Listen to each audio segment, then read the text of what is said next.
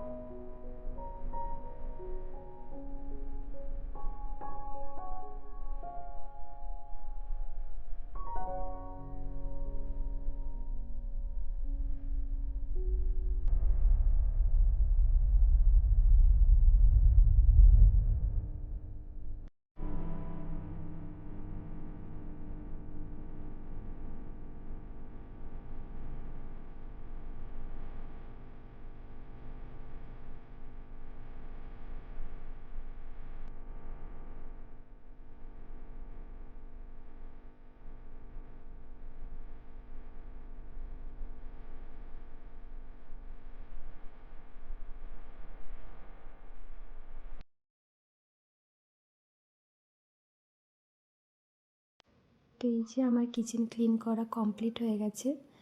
তো আপনাদের আমার ভিডিও কেমন লাগলো সেটা প্লিজ কমেন্ট করে জানাবেন।